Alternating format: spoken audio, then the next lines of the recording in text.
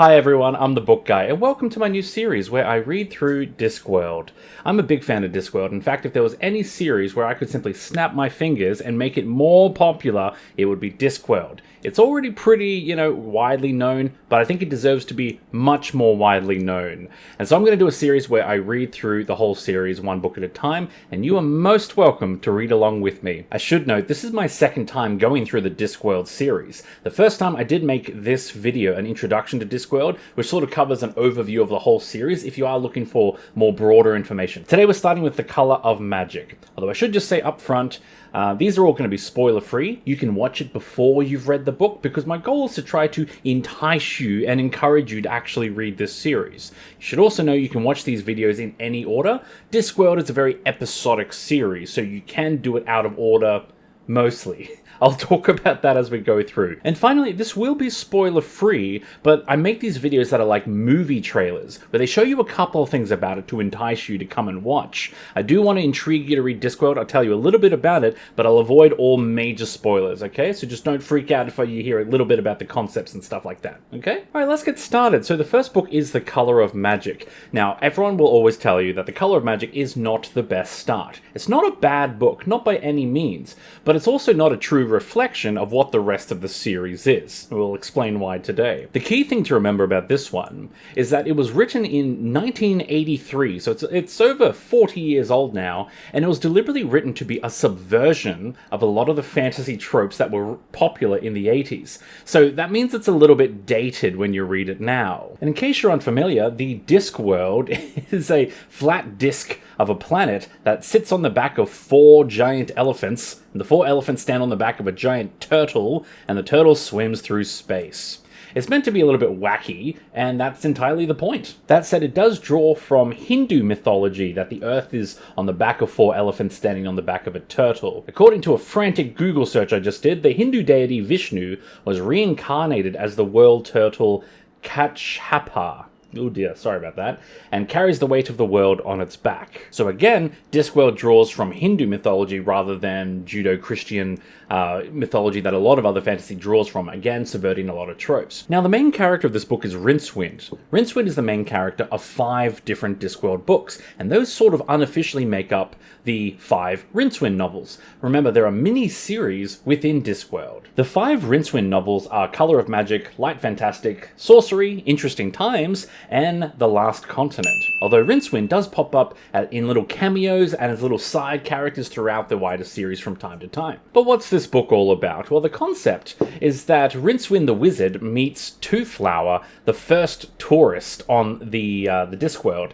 Twoflower is this happy, adventurous guy with lots of money, ready to go and explore and have a great time. And Rincewind is just desperately trying to keep him and himself alive, as Twoflower doesn't realize that carrying around all this money puts a target on their back. 2 main characters are very much a happy and cynical character. It's a great little pairing. It's very much a SpongeBob and Squidward situation. That's why it makes it so hilarious. Twoflower just wants to live life, and Rincewind just wants to survive. This is what makes Rincewind such an interesting character, and why it's a subversion of a lot of the tropes in the 1980s, is that Rincewind is a coward. He doesn't want adventure, he doesn't want to prove himself, he wants to escape every dangerous situation as quickly as possible. And something I should add about Rincewind, which is very important to note, Rincewind is also, yes, he is a wizard. He's also the worst wizard.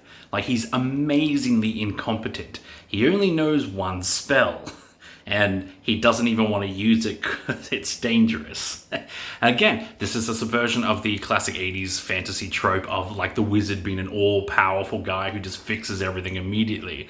So it's one of the reasons why Rincewind is so great, because he's a coward and he's incompetent, but he's a wizard. So he's a very amusing character, but I don't think these are very, tightly plotted adventurous stories. They're funny stories, and you gotta go into it expecting that. The Color of Magic is also a bit weird among the Discworld novels, because it's not a pure novel, it's more like 4 short stories, or 4 novellas, if you will. There are a couple of other Discworld books that have this structure of mini stories that make up the book, like the book Pyramids, Going Postal, Making Money, and the Tiffany Aching books often have this as well. But let's break it down. The first of these little short stories is called The Color of Magic, and it's when Rincewind and Twoflower meet.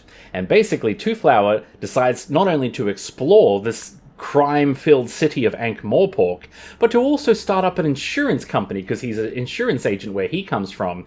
And it's an absolute chaos madhouse of everyone trying to get insurance for the first time, also a bunch of criminals trying to kill the tourist and just claim all of his gold, and Rincewind desperately trying to keep them alive. Of course, Rincewind is tagged to help Two Flower because he's the only one who speaks Two Flower's native language, so he acts as a translator and an official guide for the city. But yeah, much chaos ensues. Now, the second story is The Sending of the Eight. This is very much a cursed temple type story. It's very much a play on the classic Indiana Jones story or the adventure in ancient ruins that was very popular in the 80s, and again, a subversion of that. Once again, Two Flower wants to go and explore this deadly labyrinth that will almost certainly kill them. And Rincewind is trying to find a way out. The third little story is The Lure of the Worm. It's about dragons and wizards and a culture of people who ride on the back of dragons. So very much, again, a play on Dragon Riders of Pern and other dragon riding fantasies. And again, Terry Pratchett does a lot of fun, crazy stuff. I won't say any more about that. The fourth one is called Close to the Edge, and this one is about exploring the circumference of the disc, or as it's called, the circumfence in the book. There's this cult of people who sort of worship the edge, and Rincewind and Two Flower are at constant risk of falling off the edge of the world. So again, these four stories, you could almost read them out of order, and it's about these two interesting characters just going on four whimsy adventures. So again, it's simply a lot of fun. It's not a particularly serious novel. It's not something you want to really knuckle down and flesh out the themes of what is life and the meaning of the universe, as you sometimes get in other Discworld books, but it is just a lot of goofy fun. There is plenty of humor in this book as well. It's a reason why I just love the series and keep coming back to it, because I'm constantly laughing out loud while reading it. I don't want to spoil all the jokes, but like a good movie trailer, I'll put one or two jokes in there. One of my favorite one-liners is, "Would you like to die now or surrender first?" It's strongly implying it doesn't matter either way. You're gonna die now. That's great. Another favorite of mine is when Rincewind says to Two Flower, "So you've come to the city to hire mercenaries?" And Two Flower says, "Oh no, I just want to meet them, so that when I get home, I can say that I did it." Rincewind thought that a meeting with most of the drum's clientele would mean that Two Flower never went home again, unless he lived downriver and happened to float past.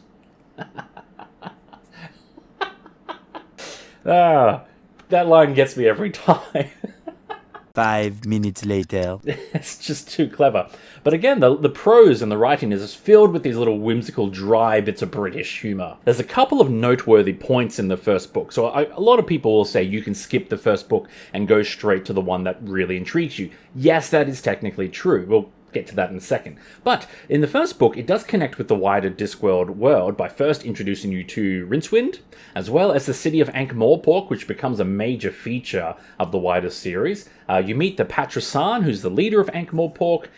You see a member of the City Watch, a nameless member, but the City Watch is another major feature. And most of all, you meet Death.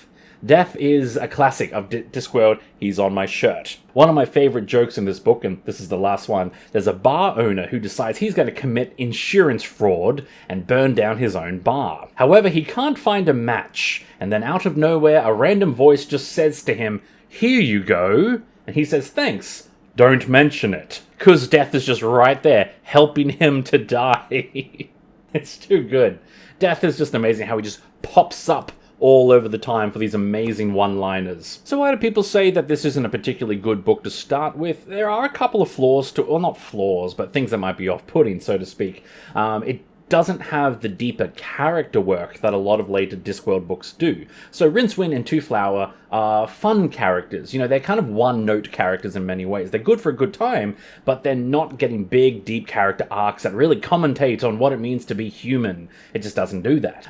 There's also not a lot of deeper themes. Discworld is famous for really tackling a lot of themes around human rights and humanitarian issues, and yeah, a few political issues as well. This book is very lighthearted and doesn't really include any of that. Something that Terry Pratchett clearly started introducing as early as the very next book, which we'll talk about later. And as I've said, the plot is pretty fun and goofy, but it doesn't have as strong as a plot as you expect to see in later books. Part of that's because of the 4 mini-story structure as well. But yeah, go into this book fully expecting it to be a good time, lots of fun, and a bit goofy and silly. If you go into it with those expectations, you'll be just fine. Remember, you can start with this book, but I strongly encourage you, don't finish with this book.